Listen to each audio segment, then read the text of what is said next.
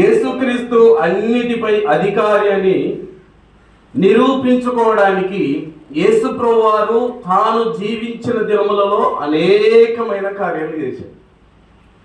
నేను అధికారిని, నేను ప్రభువు, సకల జనులను ఆరాధించాలని దేవుడు తాను నిరూపించుకోవడం కోసం ఇంచుమించు ఎన్నో అద్భుత కార్యాలు చేశారు.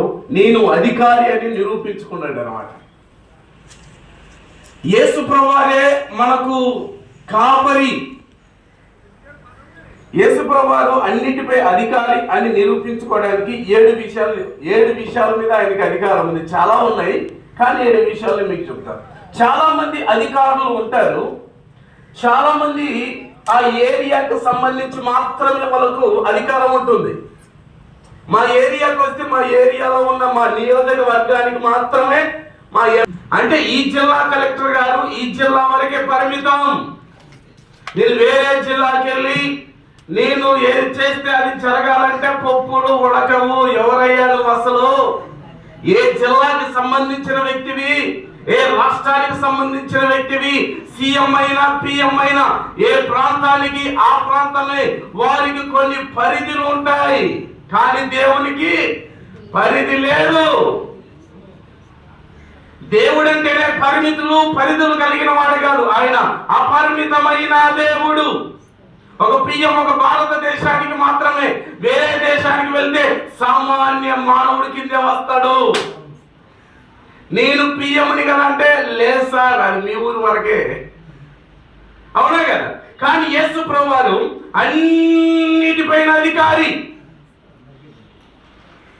అందరిపైన అధికారి. ఆయనే దేవుడిని నిరూపించుకోవడానికి దేవుడు అనేకమైన కార్యాలు ప్రజలు చూస్తూ ఉండగా జరిగించారు. 5 విషయాలు చెప్తాను, గుర్తుపెట్టుకొని వెళ్ళారు.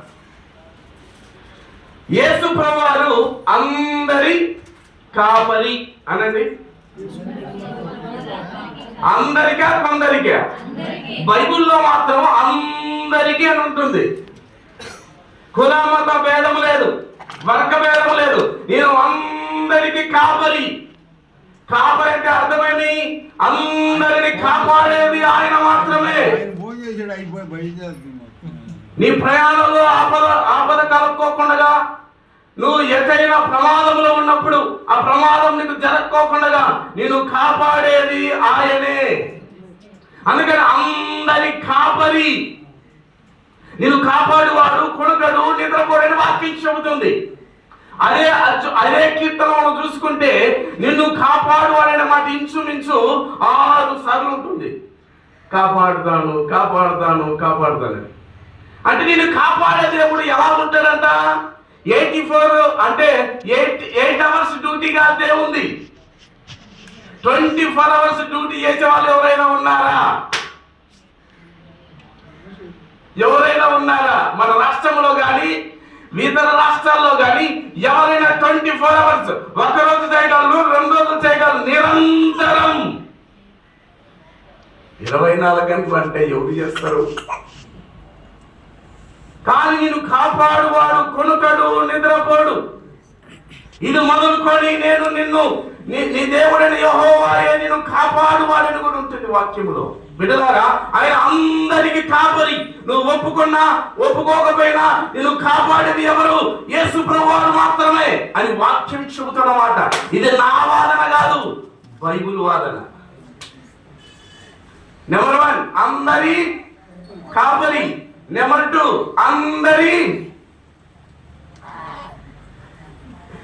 అందరి కాపరి. అందరి భూపెట్టే దేవుడు, అందరి కాపరి ఆయనట మేపలవుతాడు. కాపాడేవాడు మేపకుండా వదిలేస్తే మరి కాపరెట్ అవుతాడు. కాపరికి మేపరికి కనెక్షన్ ఉంది. పేతురు గారితో ప్రభు చెబుతా ఉన్నారు, నువ్వు నన్ను ప్రేమిస్తారని చెబుతున్నావు కదా పేతురు గారు, మంచిదే. నీవు నా మందను కాపాడాలి. కాపాడడమే కాదు, మేపాలి. 2 బాధ్యతలు కాపరికి. కాపరికి ఎన్ని బాధ్యతలు? 1 భూపెట్టాలా, రెండు చెదిరిపోకుండా కాపాడాలా. ఇప్పుడు దేవుడే కాపరిగా ఉన్నాను అని చెబుతుంది వాక్యం. ఆయన అందరిని కాపాడేవాడు, అందరికీ మేపేవాడు, మేత పెడతాడు అనమాట. ఆత్మ సంబంధమైన ఆహారం ఇవ్వగలడు, శారీర సంబంధమైన ఆహారం ఇవ్వగలడు. దేవుని ప్రజలు అరణ్యములో ఆకలితో ఉన్నప్పుడు ప్రభువా ఏంటి మా పరిస్థితి అంటే, వారి కోసం ఆకాశము నుంచి మన్నాను పంపించిన దేవుడు. దేవునికి మహిమ కలుగును గాక. 5,000 మంది ఉపవాస ప్రాంతంలో కూడుకొని ఉండగా వారి కోసం దేవుడు 5 రొట్టెలు 2 చేపలను విరిచి వడ్డించగా తిని మిగిలిన గంపలు 12. ఎన్ని విరిచారు, ఎన్ని మిగిలాయి? 5 రొట్టెలు 2 చేపలు, ఎన్ని మిగిలిన తర్వాత హౌ ఇట్ ఈస్ పాసిబుల్ అంటే దేవుని వలన మాత్రమే జరిగే కార్యాలు ఇవి, మనుషులు చెయ్యలేరు. ఒకటి ఆయన కాపరి, 2 ఆయన నేను పోషించేవారు ఎవరు? నెలకి 20,000 జీతం వస్తుందనయా, ఆ జీతం వల్లనే కదా నేను పోషించబడుతున్నానంటే అసలు నీకు ఉద్యోగం చేయడానికి బలం ఇచ్చిందే దేవుడు. ఆ ఉద్యోగానికి కారణమే దేవుడు, ఈ బిజినెస్ కి కారణమే దేవుడు. మూలాలు చూసుకోవాలి మనము, మూలాలు అక్కడి నుంచి రావాలి. వెనక్కి వెనక్కి వెనక్కి వెనక్కి వెళ్తే ఎవరు దేవుతారు? దేవుడే దేవుతాడు. కాబట్టి నా బలము, నా కండలు, నా శక్తి, రాత్రి పగలు కష్టపడి బిడ్డలను పోషిస్తున్నానంటే నీకు బలం ఇవ్వకపోతే నువ్వేడ పోషిస్తావు? నీ చేతనవుతుందా? అనారోగ్యమైతే మాట్లాడేది చేత కాదు, నువ్వు ఎప్పుడు పని చేసేది?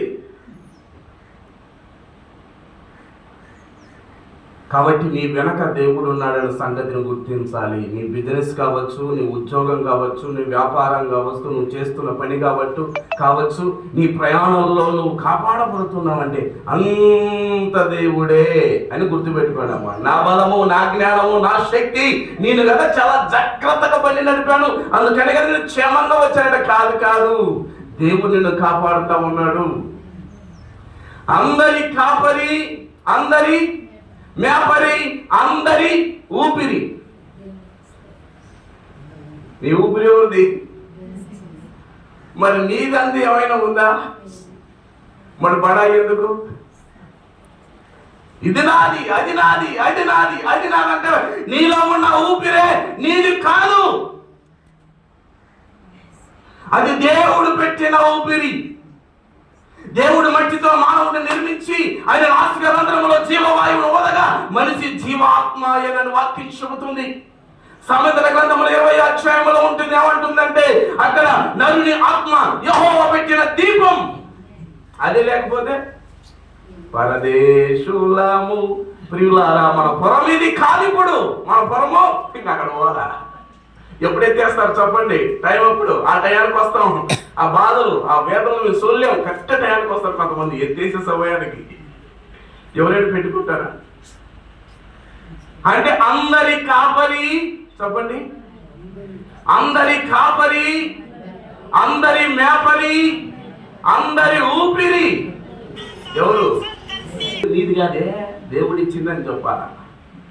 అవునా కదా? దేవుడు అనుకుంటే గుడుకుని పోతావు. ఇప్పుడు కదా ప్రార్థనలు, అప్పుడే పోయిందంటే పోతుంది. దేవుడు అనుకుంటే అంతే. ఒక వచనం చూపిస్తాను. ఆయన అంటే ప్రతిదానికి వచనాలు ఉన్నాయి. ఏమంటే టైం లేదంటే ఒక నేను ఓవరాల్గా చెప్పుకుంటూ పోతాను. ప్రతిదానికి ఆధారాలు ఉన్నాయి. గుడ్డెత్తి చేనులో పడింది అన్నట్టుగా చెప్పుకుంటూ పోవడం లేదు నేను. అందరి కాపరి అనే మాట యోహాను సువార్తలో మనకు కనిపిస్తుంది. ఆయన నిజమైన కాపరి, నిజమైన కాపరి తన గొర్రెల కోసం ప్రాణము పెట్టును అని వాక్యం చెబుతుంది. నీ కోసం దేవుడు ప్రాణము పెట్టి నీ పాపములను మన్నించి నిన్ను రక్షించడానికి పరలోకమును విడిచిపెట్టి లోకానికి దిగి వచ్చాడు. ఎంత గొప్ప దేవుడు! ఎవరైనా నీ కోసం మరణించిన వారు ఉన్నారా? నీ కోసం ఏదైనా వదిలేసిన వాళ్ళు ఉన్నారా? నీ కోసం పరలోకమును విడిచిపెట్టాడు. మనం ఏం చేశాము? ప్రార్థన. ఈ టైం నాకు కుదరలేదండి, కుదరదు. ఎందుకు ఇడిచిపెట్టలేవు దేవుని కోసం? ఎట్లా ఇడిచిపెడతాము? మనకి ఎందుకండి అవన్నీ? నీకు అనుకూలంగా, నీకు నచ్చినప్పుడు, నీకు టైం ఉన్నప్పుడు నువ్వు వస్తావు. ఆయన అన్నిటిని విడిచిపెట్టి వచ్చాడంటే ఎంత గొప్ప దేవుడు అని ఆలోచించడానికి నీ బుర్ర సరిపోదు. నీ బుర్ర సరిపోదు, చెడిపోదనిలే, సరిపోదు. ఆయన ప్రేమ గురించి నువ్వు ధ్యానిస్తూ ఉంటే అర్థం కాదు, ఏది నాకు ఒక బ్రతుక, అసలు ఏంది, ఆయన ఏంది, నేనేంది, నా కోసం రావడం ఏంటని అర్థం. అందరి మేపరి, అందరినీ మేపేది ఆయనే. తర్వాత అందరి ఊపిరి, అందరి మేపరడానికి కీర్తన 23వ కీర్తన 1 నుంచి 6 వచనాల్లో ఉంటుంది. ఏమని ఉంటుంది? మొదటి కీర్తన 23వ కీర్తన 1వ వచనంలోనే యెహోవా నా కాపరి, నాకు లేని కలగదు అన్నాడా? అంత కరువు కష్టాలే ఉన్నాయన్నాడా? యెహోవా నా కాపరి, నాకు ఊపిరి లేదు అన్నట్టుగా బతుకుతున్నారు ఈరోజు దేవుని పిల్లలు. దేవుని పిల్లలు అనాలా, దయ్యం పిల్లలు అనాలా అర్థం కావడం. కాపరి ఆయనే కానీ గూని, కాపరి ఆయనే కానీ అంతేం లేదు మా దగ్గర. కానీ దావీదు, యెహోవా నా కాపరి, నాకు లేమి కలగదు. కరువులోనైనా లేమి లేదు, కష్టాలలోనైనా లేమి లేదు. అరణ్యంలో తిరుగుతున్నప్పుడు కూడా బాధపడలేదు. అరణ్యంలో ఉన్న కాపరే రాసుగా ఉన్న నాకు ఆయనే కాపరి అని ధైర్యంగా బ్రతికాడు అనమాట. అన్ని ఉన్నప్పుడు కాదు, అరణ్యములో చెట్లు గుట్లు పట్టుకొని, పర్వతాలు ఏడాడో దాక్కొని ప్రాణములు కాపాడడం కోసం ఎటు తిరిగినా ఆయన నాకు కాపరిగా ఉన్నాడు. ఆయనే మేపరి ఆయన ఊపిరి అనడానికి అపోస్తుల కార్యాల గ్రంథం 17వ అధ్యాయములో పౌలు గారు అక్కడ ఎథెన్సు వారితో మాట్లాడుతూ ఉన్నప్పుడు చెబుతున్న విషయం, నీవు విషయాలు చెప్తాడు అక్కడ, చాలా మంచి విషయాలు అనమాట. చూడండి, చూద్దాం ఆ విషయాలు. అపోస్తుల కార్యాల గ్రంథం 17వ అధ్యాయము 27వ వచనం.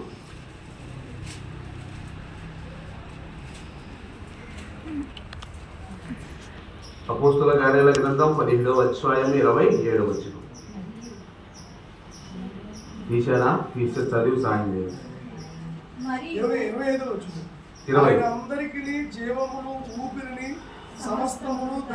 చూడండి ఏమంటుంది ఇక్కడ, ఆయన అందరికీ, అందరికీ కొందరికే, నాలో ఒకటే పెట్టాడా, నీలో లేదా? అందరికి ఏడుందా? నేనే చెప్తున్నాను, అందరికీ కొందరికే. అందరు ఊపిరి ఎవరిది? ఎవరి చేతిలో ఉంది కదా. మరి ఇప్పుడు నాది అనడానికి ఏమన్నా ఉందా? ఏం లేదు. కానీ బడాయి, ఇది నాది, అది నాది, కారు నాది, ఇది నాది, బిల్డింగ్ నాది, అది నాది, ఇవన్నీ దేవుడిచ్చినవి అని చెప్పుకోవాలి మనం. నాది నాది అనకూడదు, దేవుడిచ్చాడు నాకు. ఇక్కడ చూడండి, చెప్తున్న 25వ వచనం, ఆయన అందరికీ జీవమును ఊపిరిని సమస్తము దయచేయువాడు అని చెబుతా ఉన్నాడు.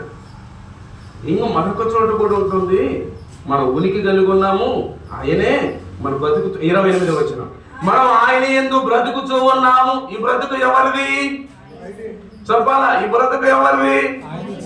జీవించువాడను నేను కాదు, నాలో క్రీస్తు జీవించుతున్నాడని పౌలు గారు చెప్పాడు కదా. బ్రతికితే క్రీస్తు కోసం, లేకపోతే పరలోకం. ఏం చేస్తావు? ఈ లోకం మనకు అవసరం లేదన్నాడు. అంటే ఇప్పుడు అందరూ వెళ్ళిపోవాలని కాదు, అంటే అలాంటి తీర్మానంతో మీరు బ్రతకాలని. జీవించేది నేను కాదు, ఇప్పుడు నాలో క్రీస్తు బ్రతుకుతా ఉన్నాడు. జీవిస్తే ప్రభు కోసమే జీవిస్తాను, లేదంటే వెళ్ళిపోతా పరలోకం, నాకు అదే బాగుంది అని అంటాడు ఆయన. కాబట్టి దేవుడు ఈ జీవితాన్ని నీకు ఇచ్చాడు, కానీ ఈ జీవితము నీ కొరకు నీవు బతుకుతున్నావు, కానీ నీవు దేవుని కోసం బ్రతకడంలే. ఈ జీవితం ఎవరి కోసం బ్రతకాలిగా? గత కాలం అంతా నీకు ఇష్టం వచ్చినట్టుగానే బ్రతికాము. ఇది ఇప్పుడు జీవితం దేవుని ఇచ్చాడు, దేవుని కొరకే బ్రతకాలి మనం. నా కొడుకు కోసం బతుకుతున్నానయ్యా, నా బిడ్డల కోసం బతుకుతున్నా, తప్పు అని చెప్పడం లేదు. ముఖ్యము ఎవరై ఉండాలా? దేవుడే. ఎవరన్నా చెప్తారా దేవుని కోసం బతుకుతున్నానని? ఏ అక్క చెప్పదు, ఏ వ్యక్తి చెప్పరు. బతుకుతున్నాంలే బిడ్డల కోసం, మొగుడు పడికి మామూడు దీనికోసం బతకపోతే ఇదేమైపోతాదో అని బతుకుతాం. లేకపోతే ఒక విషయం తాగిందా, లేకపోతే కాలువలో దూకి చచ్చిపోయేవాడు, పీడ ఎరగడైతాను. మరి దీన్ని ఎవరు చూస్తారు? ఇప్పుడు నేను చేస్తే దాన్ని ఎవరు చూసేది? ఆయన అనుకుంటున్నా, కానీ నేను దేవుడి కోసం బతుకుతున్నానని ఎవరన్నా అంటారా? నువ్వు లేకపోయినా పర్వాలేదు, నాకు దేవుడు అంటే చాలు. అంటే గుండెకాయ ఎవరికి ఉంది? ధైర్యం ఎవరికి ఉంది? ఏసి లేకుండా పర్లేదు, ఇవి ఉంటే చాలు మాకి అని అనుకుంటాం మనం. చూడు, మనకు పౌలు గారికి ఉన్న తేడా. అందరి మేపరి, అందరి కాపరి, అందరి మేపరి, అందరి ఊపిరులు. ఇక్కడ ఏమని చెబుతున్నాడంట? మనం ఎలా బతుకుతాం? మనం ఆయన యందు బ్రతుకుచున్నాము, చలించుచున్నాము, ఉనికి కలిగి ఉన్నాం. బ్రతుకు ఆయనదే. మనం చలించుచున్నామంటే, పని చేసుకుంటున్నామంటే, సంచరించుచున్నామంటే ఎవరు? మరి కాళ్ళు లేకపోతే ఏం చేస్తావు? జ్వరం వచ్చి అనారోగ్యంతో పడిపోద్దు, వ్యంగ్యాలు చెల్లిస్తావు. నీ ఉనికి, నీ ఉన్న స్థానం, నువ్వు కలిగి ఉన్నది నీ ఉనికి అంటారా? నీ ఉనికి పట్టు ఏది? నీ ఉనికి నువ్వు కలిగి ఉన్నది, నీకున్న సంపద ఇదంతా దేవునిదే అని వాక్యం చెబుతుంది. నీ బ్రతుకు దేవునిది. నువ్వు చలించుచున్నావు, మాట్లాడుతున్నావు, కొనసాగుతున్నావు, పనులు చేస్తున్నావు అంటే దేవుడు. నీకున్న సంపద, నీకున్న ఆస్తి అంతా నీ ఉనికి దేవుడు. అది మనం తెలుసుకుంటే దేవుని కోసం బ్రతుకుతాం. లేకపోతే నా కోసం, నా పిల్లల కోసం వెనక్కేయాలి, ఎంత నేస్తావు? దేవుడి కోసం వేసేది వెనక్కేసేద్దాం. అంతా వెనక్కేసి లాస్ట్కి చాలా కొనకపోతాం. బైబిల్లో అట్లే ఉంది. అనానీయ సఫీరాలు ప్రభుకి ఇద్దామని మొత్తం పొలం అమ్మారు. పెద్ద ధైర్యమైంది, సాహసమే. ఒక మాట అయ్యగారు చెప్పి, ఇదిగో ఇంత ఇస్తున్నాం, ఇంత దాచుకుంటున్నా. ఏముంది నీ సొమ్ము నువ్వు దాచుకుని ఎవరొద్దన్నారు? అబద్ధాలు చెప్పొద్దు సంఘంలో. నువ్వు కాదక్కో, మన సంగతి చెప్తున్నా. మరి బాధపడమాకండి. నేను ఉండేది 2 రోజులు. ఎప్పుడైనా మీ పాస్టర్ చూసుకోమని చెప్తాను. నా మీద కోపం మరి ఆయన మీద చూపి మాకు దయచేసి. వీళ్ళు ఏం చేశారంటే, ఇంతకీ అమ్మితారంటే, అవును ఇంతకీ అన్నారు. ఎందుకే అబద్ధం ఆడుతాను? అవుట్. ఇప్పుడు వెనక్కేసుకుని ఎవరు తింటారు? సరే, ముందుకెళ్దాం. బిడ్డలారా, నీవు దేవుని కోసం బ్రతకాలి. ఈ బ్రతుకు దేవునిది. నువ్వు చలించుచున్నావు, పనిచేస్తున్నాడు దేవుడు. నీ ఉనికి కూడా దేవునిది. స్థాన బలం అంటారే, అది దేవునిది. అందరి కాపరి, అందరి మేపరి, అందరి ఊపిరి. 4 చూడండి. అందరికి సహకారి అంటే అందరి సహాయకుడు. ఎవరు? పలానా ఆయన ఉన్నారు నాకు సహాయం చేయడానికి అని చెప్పడం లేదు వాక్యం. అందరికీ సహాయకుడు దేవుడే. ఆపత్కాలంలో నేను ఆదుకునేవారు ఎవరు లేరు. నేనున్నా అని చెప్పుదురే కానీ ఆ సమయానికి యాండిచ్చిపోతారట.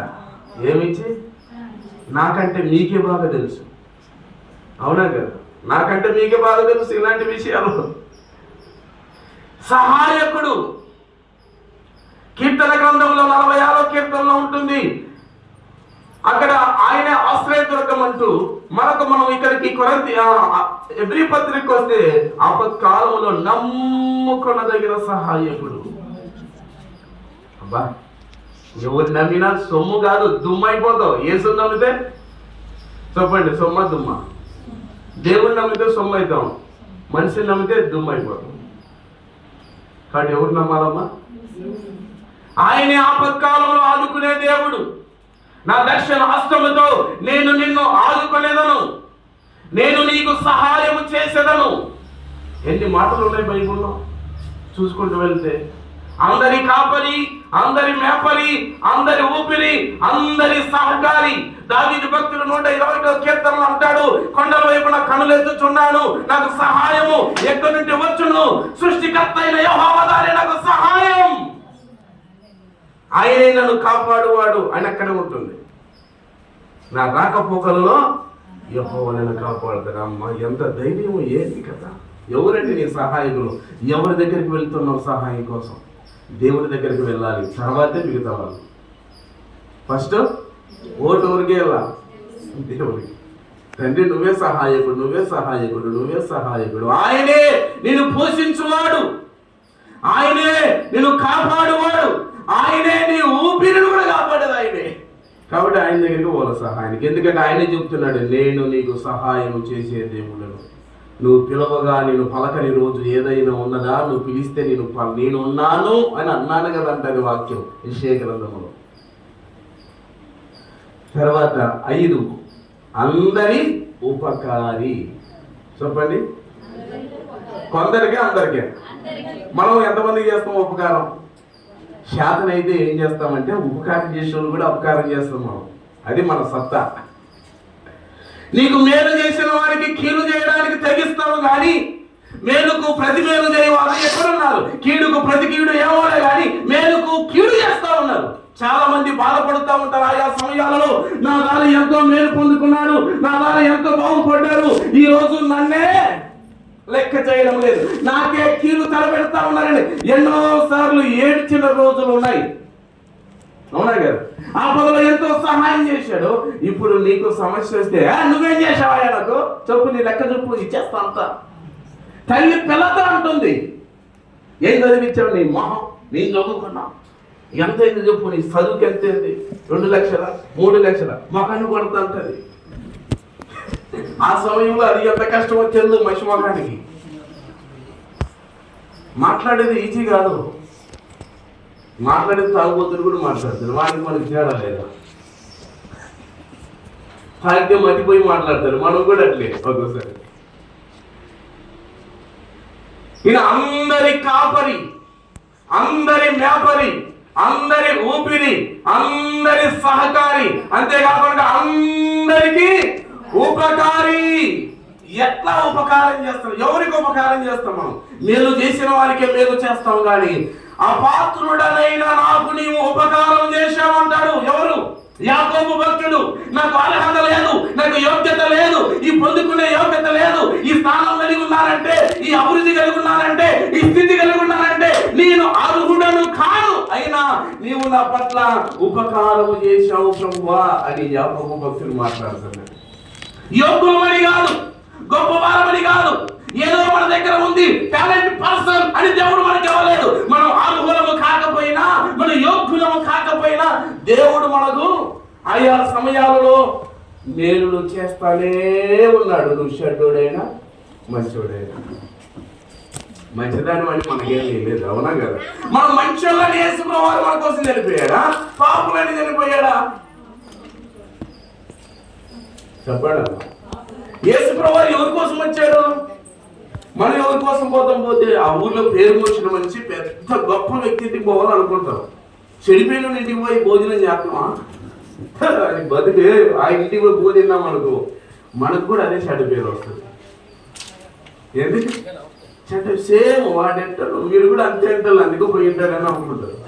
యేసుప్రభువు పాపులను రక్షించడానికి క్రీస్తు లోకమునకు వచ్చాను అని వాక్యము నమ్మదగినది, పూర్ణాంగీకారములకు యోగ్యములై ఉన్నదని వాక్యం చెబుతుంది. మనం నీతిమంతులమని, పరిశుద్ధులమని, యథార్థవంతులమని, గొప్పవారమని, డబ్బున్న వారమని దేవుడు మన కోసం రాలేదు. మనం చెడిపోయాము, పాడైపోయాము, నశించి నరకానికి వెళ్తుంటే అది చూడలేక తట్టుకోలేక యేసుప్రభువు మన కోసం దిగి వచ్చాడు. కొట్టలేదు, వచ్చాడు. కొట్టడానికి నేను పుట్టా, ఆయన కొట్టలే, ఆయన ఉన్నాడు, వచ్చాడు. ఎందుకోసం వచ్చాడో ఎందుకుంది అలాగే చెప్తే ఈరోజు సరిపోయిగా, అందుకే పైన వేరే ఉంటాను. ఓకే, ముందుకెళ్దాం. మీరు ఇంకా పాపులై ఉండగానే నీ కొరకు ఆయన చనిపోయాడని కూడా కొరింథీ పత్రిక, రోమా పత్రిక ఇవన్నీ చాలా విషయాలు మనకు తెలియజేస్తాయి. ఆయన ఎలాంటి వారికి ఉపకారంటే చూద్దాం. లూకా సువార్త రండి, ఎలాంటి వారి పట్ల ఆయన ఉపకారం కలిగి ఉన్నాడో చూద్దాం. తర్వాత యాకోబు గురించి చూసి ముగిస్తాను. నేను ఇక టైం అయిపోయిందా? సప్లై మీరు లూకా సువార్త 5వ అధ్యాయము, లూకా సువార్త 6వ అధ్యాయం 35వ వచనం. లూకా సువార్త 6వ అధ్యాయము ఏమంటారు? మీరైతే చెప్పండి, పట్టణాల గురించి చెప్పండి. మీరైతే మీరైతే మీరైతే నేనైతే అనడం లేదు దేవుడు. మీరైతే ఎవరితో తర్వాత మీరైతే అప్పుడు మీ ఫలము గొప్పదయ్యుండును, మీరు సర్వోన్నతుని కుమారులయ్యుందురు అని మాట చెప్తూ ఆయన ఎలాంటి వాడు చెప్తున్నాడు. ఆయన మీరైతే ఇలాగ ఉండండి. ఆయన ఎలాంటి వారో, నీకు బోధిస్తున్న బోధకులు ఎలాంటి వారో వాక్యం చెబుతుంది అక్కడ. మీరైతే ఎట్టి వారిని కూర్చొని నిరాశపడకూడదు. ఏదో శత్రువులను ప్రేమించమని ఎవరు చెప్పారు? యేసుప్రభువు చెప్పారు. వారికి మేలు చేయండి, చేతనైతే అప్పివ్వు అని చెబుతూ ఆయన కృతజ్ఞత లేని వారి ఎడలను, దుష్టుల ఎడలను, ఉపకారి అయి ఉన్నాడు. ఎవరు? యేసు ప్రభువారు.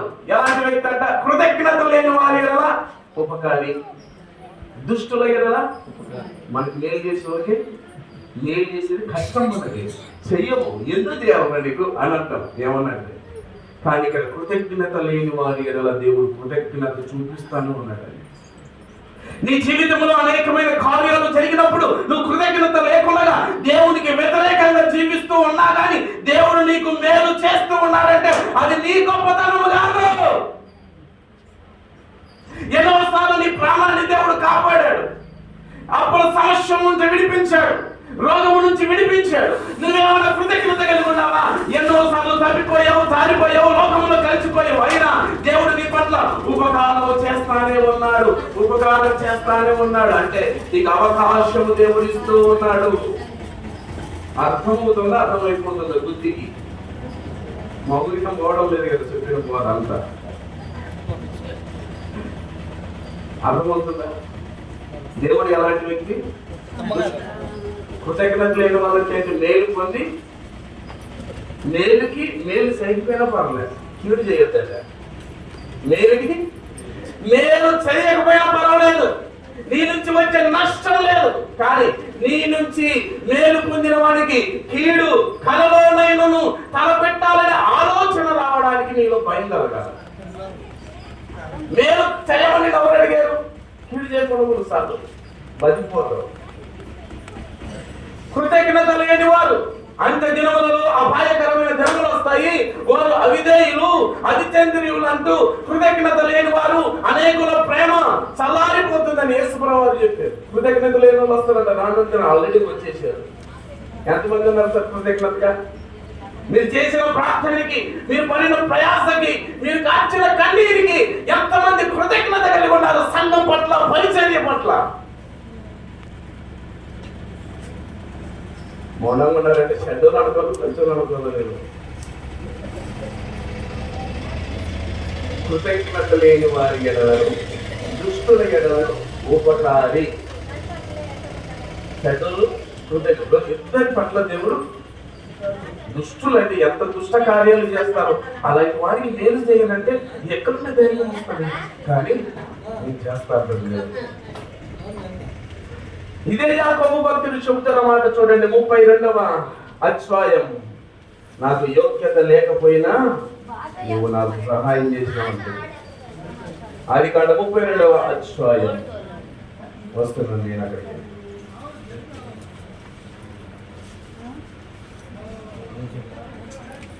9వ వచనం లేకపోతే 8వ వచనం చదువుతా. ఏశావు ఒక గుంపు మీదకి వచ్చి దాని అదము చేసిన ఎడల మిగిలిన గుంపు తప్పించుకొని పోవుననుకొని తనతో ఉన్న చనులను, మందలను, పశువులను, ఒంటెలను 2 గుంపులుగా విభాగించాడు. అప్పుడు యాకోబు ఇప్పుడు యాకోబు మాట్లాడుతూ ఉన్నారు ఎవరితోటి?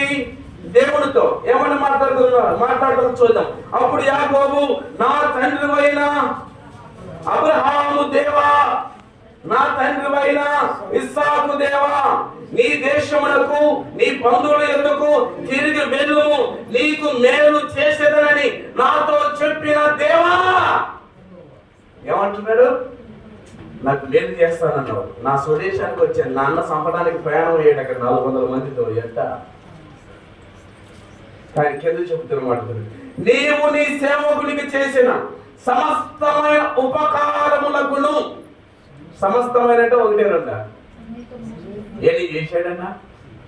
సంవత్సరం ప్రారంభం మొదలుకొని సంవత్సరం ముగింపు వరకు ఎన్ని కార్యాలు. ఎంతమంది తెచ్చుకోలేదు మనం బతుకులు, ఎంతమంది నష్టపోలేదు మనం నష్టపోలేదు, ఎంతమంది దరిద్రమైన పరిస్థితుల్లోకి వెళ్ళిపోయారు. దేవుడు మనకు తీసుకెళ్ళాడు. కష్టంలోనైనా, కన్నీళ్ళలోనైనా, బాధలోనైనా, అన్ని పరిస్థితుల్లో, అన్ని సమయాలలో దేవుడు మనల్ని కాపాడుకుంటే చివరి రోజు వరకు ఉంచాడంటే ఎంత కృతజ్ఞత కలిగి ఉండాలి. సమస్తమైన ఆపదలలో నుంచి పౌలు గారు ఉంటారు, నాకు వచ్చిన కష్టాల గురించి నేను వివరిస్తే బైబిల్ సరిపోదు, పేజీలు తక్కువ వస్తాయి. ఎన్ని ఆపదలు వచ్చాయి, ఎన్ని బాధలు వచ్చాయి, అన్నల ద్వారా, తమ్ముల ద్వారా, సేవకుల ద్వారా, ఇరుగు పొరుగు వారి ద్వారా ఎంత మరణం వెంటాడింది, అయినా దేవుడు నన్ను కాపాడాడు. కాబట్టి ఏం చేయాలి? కృతజ్ఞత కలిగి ఉండాలి లేదా? అడుగుతున్న స్థితివి యేసు నాకు విజయం. అంతే. ఏసు రక్తం చేయదు, యాట మాంసం బలం. అంటే ఏం లేదు, దేవుని పట్ల కృతజ్ఞతగా పాలే. అర్థమవుతుందా? అర్థమైపోతుంది. సమస్తమైన ఏమంట ఉపకారములను ఎన్ని చేశాడని చెప్పేస్తున్నాడు. ఇన్ని చేసినావు, నేనేమన్నా మంచోడని చేసినావా అని దాని కింద మాట్లాడతారు. చూడండి, బాగా జాగ్రత్తగా వినండి మీరు. సమస్తమైన ఉపకారములకును సమస్త సత్యములకును అపాత్రుడను అంటే నేను యోగ్యుడను కాదు. నువ్వు చేసిన ఉపకారానికి నాకు అర్హత లేదు. నువ్వు సత్యవంతుడు, న్యాయవంతుడు, అయినా నాలో పాపమున్నా నన్ను కడిగి పవిత్రంగా ఉంచావు తండ్రి, నీకు స్తోత్రం అని చెప్తావా? అవునా కదా? ఏమన్నా ఉందా? నీ ముఖానికి అంత సీన్ లేదు అంటాం కదా. దేవునికి ఆశీర్వాదాలు పొందుకోవడానికి నీకు సీన్ లేదు, అయినా దేవుడు ఏం చేస్తున్నాడు? కృప చూపిస్తున్నాడు. అంటే నువ్వేమో పుడంగివని కాదు, దేవుడు గొప్పతనం అంటే. అర్థమైందా? మీరు గట్టిగా ప్రార్థన చేశాడండి, అందుకే నాకు వచ్చేసింది. నీ మోకానికి గంట కాదు, 2 గంటలు చేసింది. కృప సమానంగా పంచిపెట్టబడింది. కృప ద్వారే బాగుపడుతున్నాం, కృప ద్వారే దీవించబడుతున్నాం, కృప ద్వారే జీవిస్తూ ఉన్నాం. కృపలోనికి వచ్చాం, కృపలో ప్రవేశించాము, కృపలోనే సాగుతూ ఉండాలి, కృపలోనే జీవితాన్ని ముగించాలి. అందుకన్నా ఏం లేదు, నీకు అంత సీన్ లేదు. నీ మొహం, నీ ఇంట్లో నీకే విలువ లేదు. నువ్వే గొప్పదానిలా కూడా ఎవరు నమ్మేది? దేవుడు నీకు విలువిస్తున్నాడు, నిన్ను గణపరుస్తున్నాడు, నీకు అభిషేకం ఇచ్చాడు, నిన్ను రక్షించుకున్నాడు, తన కుమారుడుగా చేసుకున్నాడు. ఎంత గొప్పది! అర్థమవుతుందా? ముందుకు ఇక్కడ ఏమంటున్నాడు యాకోబు? నాకంత సీన్ లేదయ్యా, నువ్వు చేసిన మేలులకి, నువ్వు చూపిన సత్యములకు నేను అపాత్రులను, అంటే నేను పాత్రులను కాను. అయినా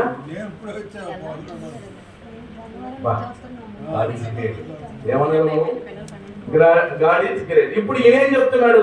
అపాత్రులను ఎట్లనగా అని స్టార్ట్ చేశాడు.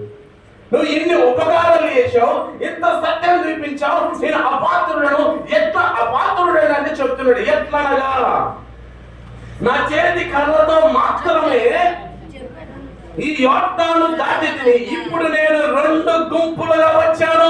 ఇప్పుడు నేను సింగిల్ కాదు, సమూహం. స్వాతంత్రం చెప్పా, నువ్వు ఒక్కడివి కాదు, మన్నా నువ్వు ఒక్కడివి కాదు, 2 గుంపులు. నీ వ్యాపారం చిన్నది కాదు, గొప్పది అయిపోతుంది రానున్న దినాలు, నువ్వు నమ్మాలంటే. నేను చెప్తే నమ్మని చెప్పడం లేదు. వాక్యం ఒక్క ఒట్టి కర్రతో బయటకు వచ్చాడు ఆయన. ఇప్పుడు కర్రతో లేడు, సమృద్ధితో 12 మంది పిల్లలు, సంపద విస్తారంగా ఉంది. దేవుని కృప అతని మీద ఉంది. సొంత అన్న చంపాలని ఆలోచన కలిగిన వాడు, ఆలోచన చెడిపోయింది. కారణం దేవుని కృప. నేను సింగిల్ అని బాధపడకూడదు. మనం ఎప్పుడు ఎలా ఉన్నావు? గుంపులు, సైన్యముగా మార్చబడతాం మనం. దేవునికి అయిపోతారు గాక. బిడ్డలారా, నువ్వు ఒకప్పుడు నీ దగ్గర ఉండేది చిన్ని గవ్వే, అంతతో స్టార్ట్ చేసావు. ఇప్పుడు వాటిని లేవట, 2 గుంపులు అయ్యేవాడు. సప్పులు రానున్న దినాల్లో 4 గుంపులు కావచ్చు, మంద కావచ్చు, సైన్యం కావచ్చు. ఎవరు చూడగలరు? ఎవరి గురించి అంచనా వేయగలం? అంచనాలు వేయగలవా? నా అంచనా ఎలా ఉంటుంది నీకు తెలుసా? నేను వచ్చే సంవత్సరం ఏడుంటుంది నీకు తెలుసా?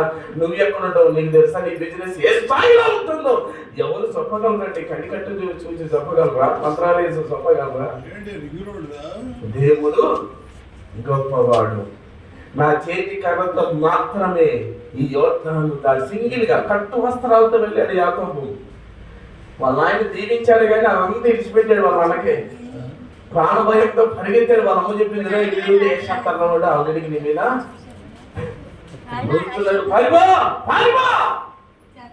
పారిపోయిన వాడు ఒకడు వచ్చాడా? దిగులేని ఉన్నాడా?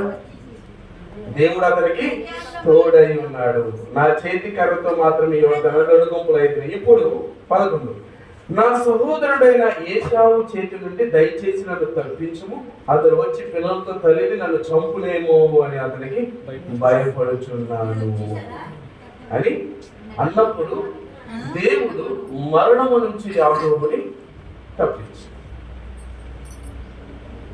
దేవుడు దీవించాడు, అర్హత లేకపోయినా దీవించాడు, మరణాపాయం నుండి తప్పించి సొంత అన్నకి ఆస్తి ఇస్తా ఉంటే అన్నయ్య నన్ను క్షమించు, అప్పుడు ఏదో మోసం చేసి అంత ఆశీర్వాదం కొట్టేసాను, ఇప్పుడు తీసేసుకొని అయ్యా నా దగ్గర మందలు ఎక్కువ ఉన్నాయంటే, వద్దురా నాకు నీకంటే ఎక్కువ ఉంది, నీది నాకెందుకు, ఏమన్నా తీసుకోవాలి వద్దా